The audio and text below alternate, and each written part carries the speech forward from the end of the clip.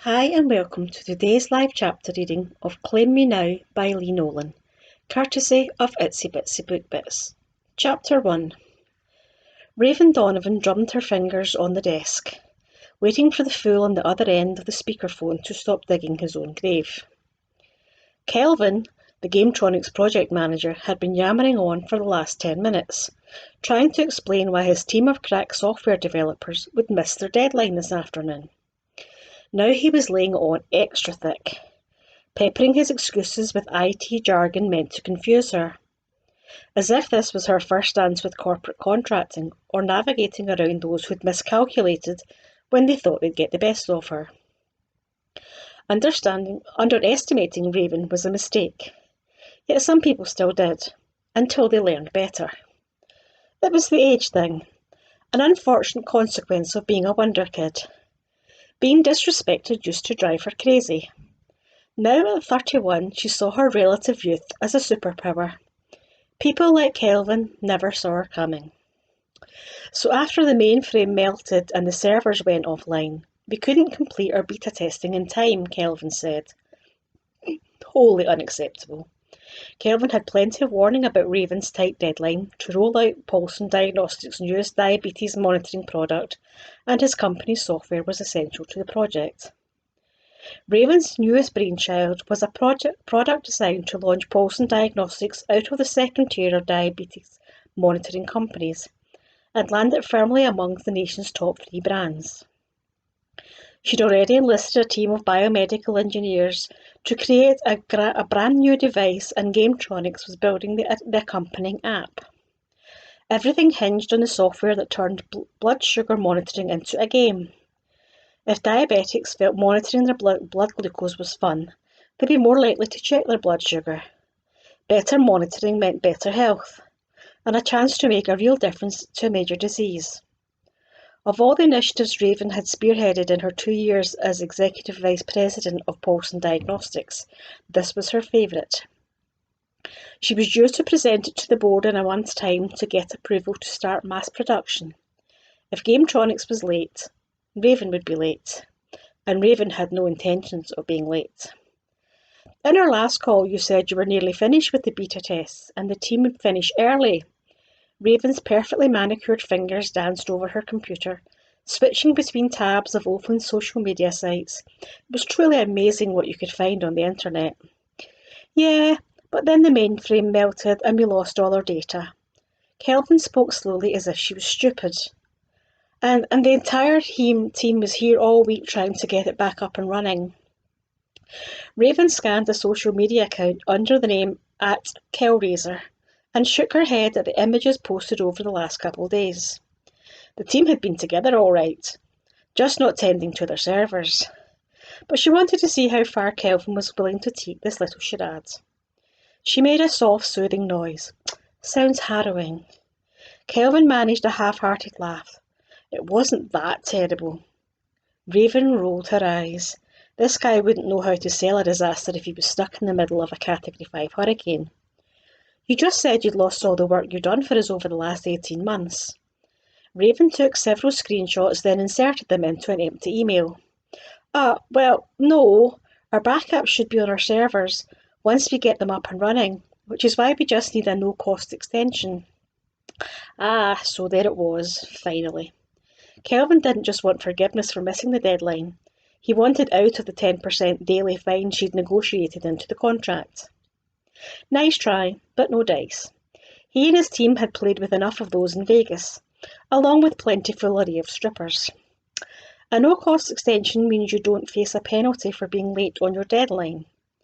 Raven switched browser tabs and scrolled through a second account under the name @Highway2Kel that contained, oh good God. Raven hadn't seen quite so many bodily fluids in one screenshot before. Didn't these guys realise that nothing stayed hidden on the internet? Not only was Kelvin a terrible liar, he was unfathomably dumb for an IT guy. Right, because we couldn't meet it, like with the mainframe and all. Kelvin's voice betrayed the slightest hint of panic. You've had more than adequate time to get the work done. Raven downloaded a few of the choicest shots and then added to the others in the email. But we would have met the deadline if it wasn't for this week, Kelvin assured her. On that we agree, she answered. From the looks of it, At Highway to Kel and his buddies had had one Kel of a week. She hoped the Gametronics boys had enjoyed their party. The 10% penalty was going to sting. Come on, give us a break. We just need another day or two. 3 max. Kelvin had resorted to grovelling. But then you'll be rewarded for being late. As an executive officer, I have fiduciary responsibility to the company. I can't authorise that kind of allowance. It wasn't exactly true, but she wasn't about to reward Gametronics for their incompetence and lying. She addressed the email to Kelvin and added a note. These servers don't look out of commission. Seriously? Kelvin's voice took on a nasty edge. Yes, seriously. Raven couldn't help smile as she hit send. I can't believe you're going to bust our balls like this. She'd had enough of the guy and his shit. Before you say another word, how about you check your email, Raven said, as cool as a winter wind. A few long, silent moments followed. Raven imagined Kelvin choking his own tongue as he viewed the images of him and his bros doing shots off waitresses in a casino bar, getting lap dances from strippers, and throwing what looked like a passed-out body into a fountain. Kelvin cleared his throat. Oh, yeah. So we'll finish that beta testing report right away. Damn straight you will, asshole. Excellent. I trust there's nothing wrong with our data or your mainframe and servers. It's all good, safe and sound. His voice was clipped, like a puppy who'd been neutered. Perfect. Do you have an estimate for delivery? ASAP, and if we're late, that's on us, of course, Kelvin said. Of course, Raven answered brightly. Thanks for your understanding, he said. Not at all. You have a lot to do, so I'll let you go. Right, okay. Just as he was about to hang up, Raven added, Oh, and Kelvin. Yes? His voice trembled faintly. You thought you could lie to me. That was a very costly mistake. You'll be invoiced for 5% penalty in your next invoice. Gotcha. Raven hung up and then sank back in her chair and rubbed her throbbing temples. Devious people sucked. Kelvin's little stunt had done more than potentially hurt Gametronic's bottom line. He'd broken Raven's trust. If she couldn't rely on him to tell the truths about his team's progress, how was she supposed to depend on the integrity of their work? Since coming on board at Paulson Diagnostics, she'd made lots of small fixes that had helped shore up the company's short-term debt issues. But this initiative would ensure the company's long-term survival. There was no room for failure.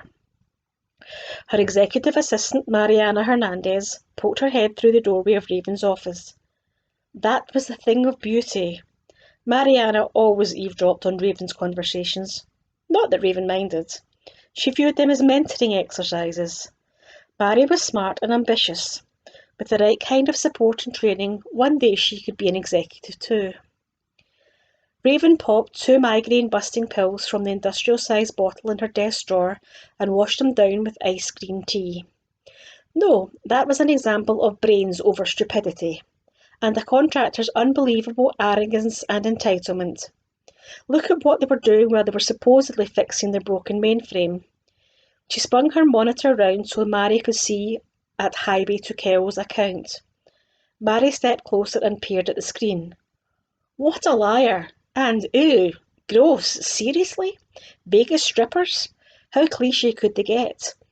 What were they thinking travelling across the country in the middle of the week? Reagan shrugged. They probably figured they had everything wrapped up, left town to party, and then got back and realised something was screwed up. If they'd just been honest, I might have given time to fix it. But he chose to lie. Now it's going to cost him a whole lot of money. Mary laughed. I love it when you're ruthless. Raven shrugged. They brought this on themselves. The intercom on the phone buzzed, and a high-pitched, faintly familiar female voice ordered, Raven, come to the boardroom immediately. Mary's eyelids stretched wide. Who the hell? Was that Tiffany? Raven asked. Tiffany Paulson was the youngest child and only daughter of Paulson Diagnostics CEO, Billy Paulson. She'd recently graduated from Drexel University with a Bachelor of Arts in Sociology. Raven had sent flowers and a cheque for her graduation, and had yet to receive a thank you for either. "Maybe. I haven't seen her around in a while," Mary answered. "Was there a meeting on my schedule?" Mary shook her head. "Not until 11, and that's with the accountant. Not in the boardroom." A prickling sensation rose up the back of Raven's neck as she stood. She reached for her Prada suit jacket and slung it on. This was no casual meeting. She needed her professional armour. "I've got a bad feeling about this. Grab your laptop. You're coming with me." Raven strode into the boardroom in her stilettos, with Mary at her side, and appraised the situation in an instant. Tiffany was in her father's chair at the head of the table. Her 3 older brothers, dumb, dense, and dimwits, were seated along the left-hand side of the table. Their father was nowhere to be seen, but a female, brown-skinned stranger wearing a killer Gucci suit, with hair pulled into a severe bun, was situated in the far corner of the room. Raven's stomach clenched, and although she could already guess the answer, she asked, "What have you done, Tiffany?" "What I should have done a long time ago." Tiffany's bright blue eyes gleamed with revolutionary zeal. She looked as if she'd just toppled the Tsar of Russia, bayoneting him herself. Oh, holy hell. In the nearly dozen years Raven had been working as a corporate fixer, she'd heard stories of families turning on each other to take over companies, but it never happened to her, until now. There had to be a way to stop Tiffany before things spun out of control. Raven took her usual seat at the opposite end of the conference table, and Mary sat at her side. "Where's Billy?" Raven asked. Tiffany smirked. "Daddy's been outvoted. I told him to go home, but he's locked himself in his office." Of course, Tiffany and her brothers had recently received some additional shares from their grandparents' trust. Together, the siblings' shares were worth more than 50% of the business. She must have convinced her idiot brothers to back her against their father. Raven could only imagine what Billy's heartache. His grandfather had started the business 100 years ago. Back then it was a simple pharmacy that sold simple medical devices that his grandfather invented and had patented. When his grandfather died, Billy's father took over it and expanded the business, selling many different devices, but the diversification didn't allow the company to master in any particular area, so it was never especially profitable. When it was Billy's turn to run the company, he went the other way, focusing on a specific niche and specialised in diabetes monitoring. He'd built a strong foundation and a solid, reputable business, and had been smart enough to bring Raven on to help take Paulson Diagnostics to the next level. Now, just as he was about to achieve his ultimate goal, his own children had undermined him. Billy had to be weeping behind his locked office door. Raven turned to Billy Jr., aka Dumb, the oldest and smartest of the brothers, which wasn't saying much. "Are you really okay with turning on your dad? This might destroy your relationship with him forever." Well, there was no might about it. Coming back from a betrayal this deep would be impossible. Dumb shook his head. "Nah, Tiffany said he'll come round when he sees how much money we'll make from selling the company." Dence nodded. "Tiffany knows what she's doing." "What they said," Dimwit agreed. "Good grief," Mary whispered. Tiffany most definitely didn't know what she was doing. None of the Paulson children did. But rather than scream that at the top of her lungs, Raven kept her emotions in check and laid her palms on the cool glass conference table. "Don't do this, Tiffany. This company has come so far already, and we're on the cusp of exponential growth." Tiffany rolled her eyes. "I'm so tired of your promises. You talk a good game, but all you've done since you showed up is fire our cousins, cut our expense accounts, and screw up our relationships with our old suppliers." Raven bit back a laugh.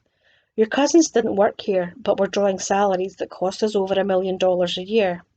We couldn't justify expense accounts when you four weren't on the payroll, and as for those suppliers, they hadn't modernised their technology. Our newer suppliers were better, cheaper, and more advanced. Those reforms pulled the company out of debt. We're about to launch a new device that will be an industry game-changer. This company will be worth billions."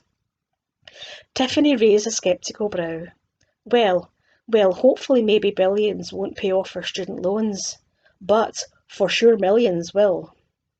Tiffany smiled as she cast a sidelong glance at the beautiful, well-dressed groom in the corner. Who's she? Raven asked. None of your concern, Tiffany shot back. Raven gestured to the woman in the suit. Who do you work for? I am not at liberty to say, the woman uttered, with the self-assurance of someone who worked for a company with an extremely large bottom line. Regan turned to Tiffany. Come on, at least tell me what company is swooping in here to give you those for sure millions. Tiffany smiled. It's a done deal. The papers were signed with Sunco LLC this morning.